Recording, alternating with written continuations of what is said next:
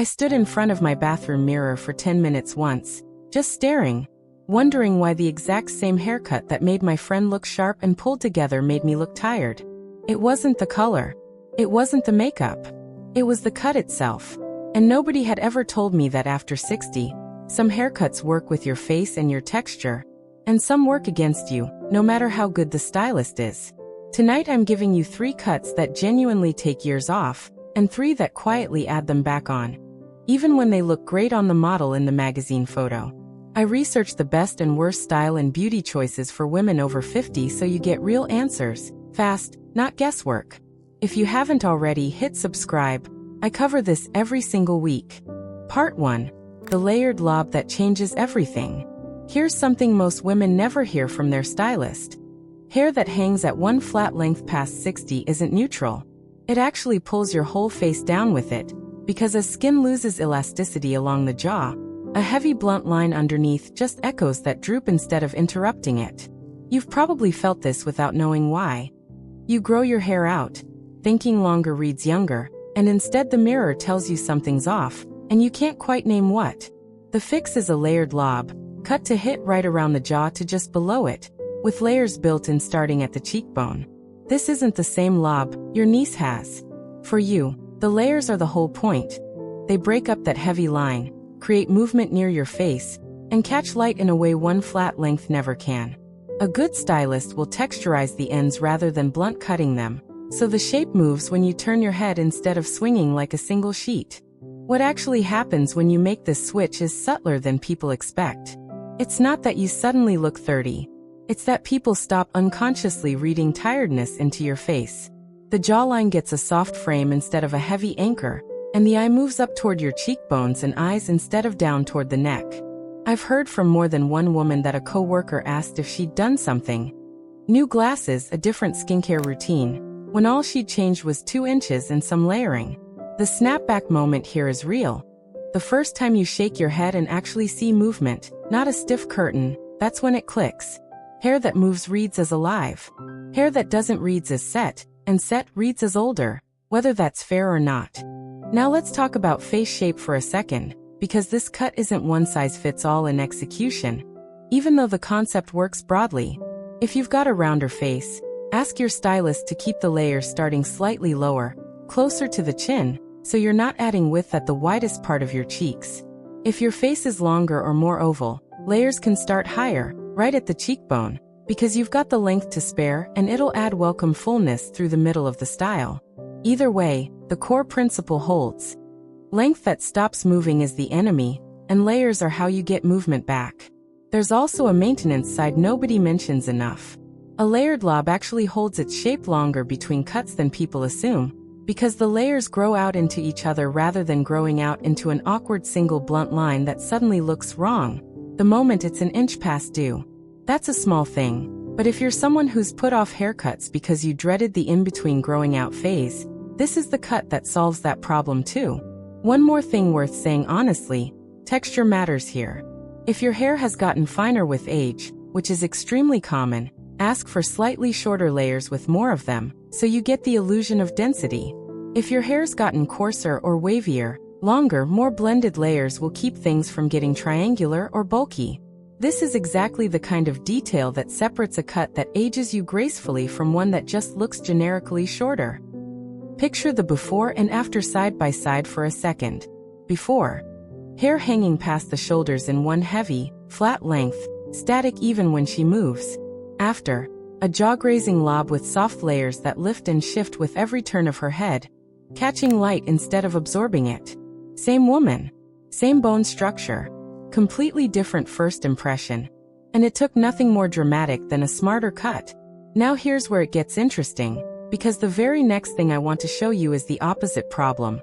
A length that everyone assumes is safe and youthful, but that's actually doing the reverse of everything we just talked about. Part 2, the length everyone assumes is safe. Long hair past the shoulders feels like a safe, youthful choice. It's the length most of us wore in our 30s and 40s, so it feels familiar, even comforting. But here's the uncomfortable truth. Past a certain point, and past a certain age, uninterrupted length without any shape starts working against you instead of for you. It doesn't read as youthful. It reads as hair that hasn't been reconsidered in a decade, and that's a very different message than the one you're going for. The reason is about proportion. As we age, our faces naturally narrow slightly and skin loses some of its fullness along the cheeks and jaw. Long, straight, one-length hair with no layering essentially extends that narrowing visually. It drags the eye downward in a long, unbroken line, making the whole face look longer and more tired than it actually is. It's not that long hair is inherently aging. It's that long hair with zero structure is the problem. The fix isn't necessarily to cut it all off. And this is the part that surprises people because they assume avoid long hair means go short. It doesn't. If you love your length and want to keep it, the fix is adding face-framing layers around the front, starting around chin length, and softening the ends throughout so the whole thing has movement and shape instead of hanging like a curtain. Think of it as long hair that's been given permission to move. What changes when you do this is immediate and visible. The face-framing pieces catch the light near your cheekbones and draw attention up toward your eyes, which is exactly where you want people looking first. The rest of the length stays, so you get to keep the hair you love, but it stops dragging everything downward. Several women I've talked to said this was the single change that got the most compliments, because it looks like you, just a slightly lifted, brighter version of you. There's a texture consideration here too, and it matters more than most people realize.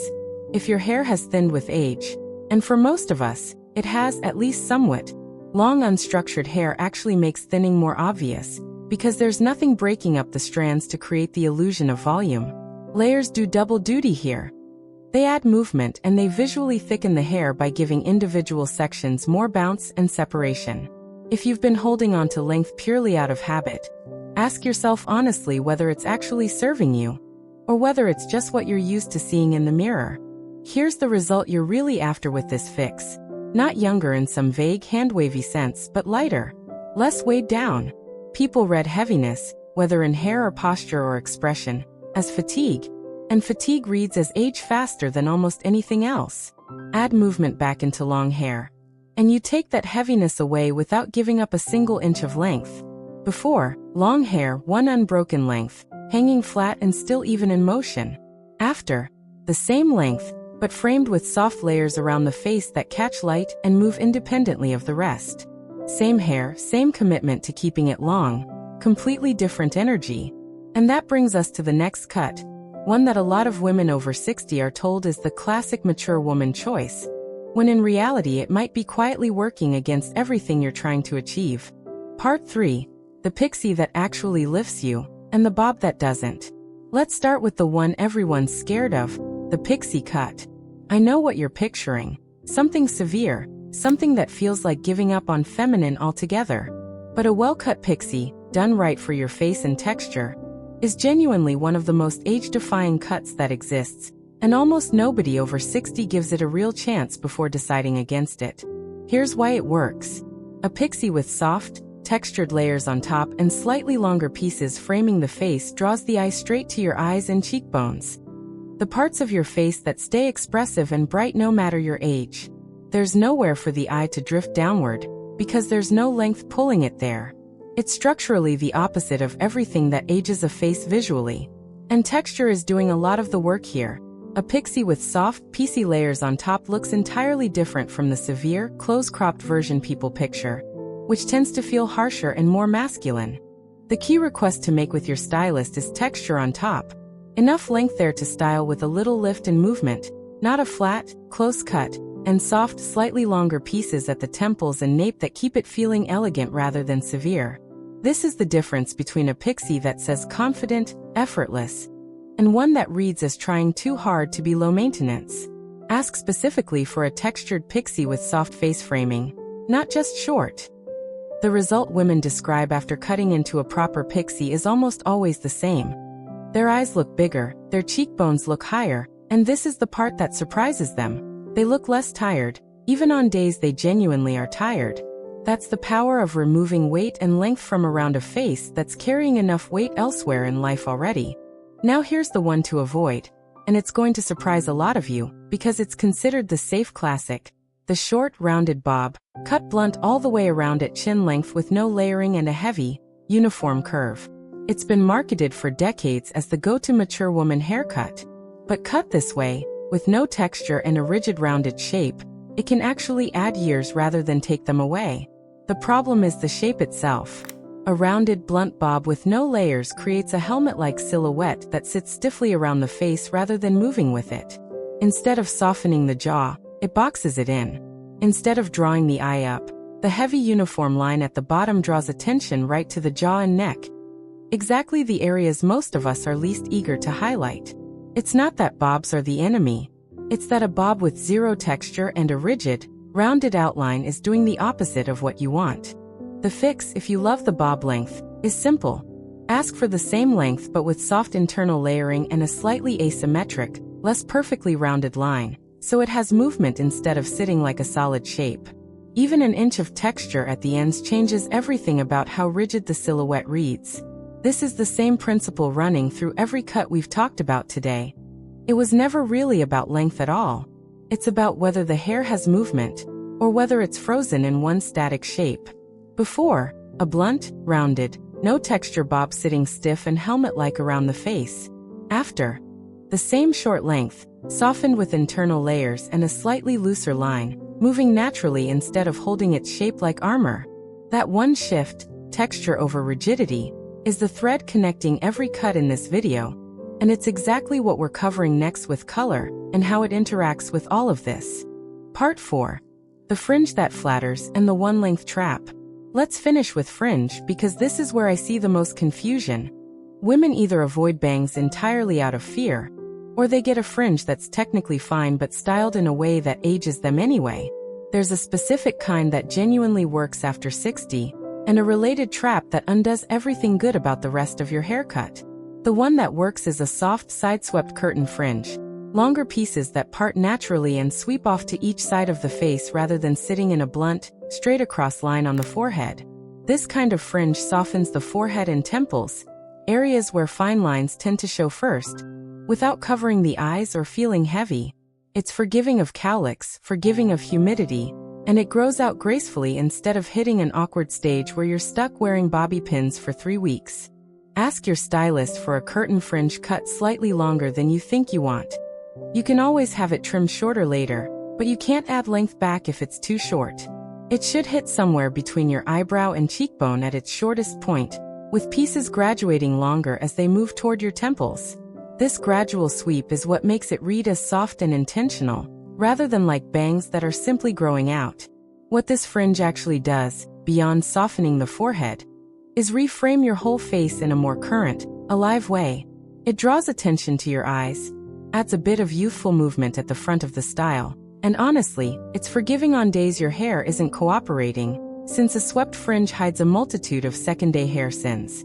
The women who commit to this fringe almost universally say the same thing.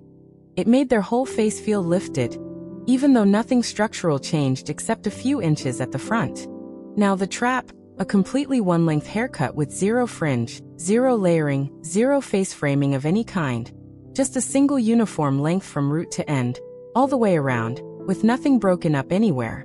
This is different from the bob we discussed earlier because it's not about a specific length at all. It's the total absence of any framing whatsoever, at any length, long or short. And it's surprisingly common because it's the easiest cut for a stylist to execute quickly, which means it's often what you get by default if you don't ask for anything specific. The issue is exactly what we've circled back to throughout this whole video. Hair with no variation in length anywhere creates one flat plane. And a flat plane does nothing to interrupt the natural changes happening in your skin and bone structure as you age. There's no light play, no framing near the eyes, nothing drawing attention anywhere specific. It's not an unflattering cut because it's bad. It's unflattering because it's doing nothing at all, and doing nothing is its own kind of aging choice. The fix costs you almost nothing in terms of length or commitment. Even minimal face framing pieces, or a soft fringe like the one we just covered, breaks that flat plane and gives your stylist something to work with. You don't need 6 kinds of layers. You need one deliberate choice, somewhere near your face, that says this cut was chosen for you specifically, not just executed quickly and sent you home. Before, one uniform length, no fringe, no framing, flat from root to end.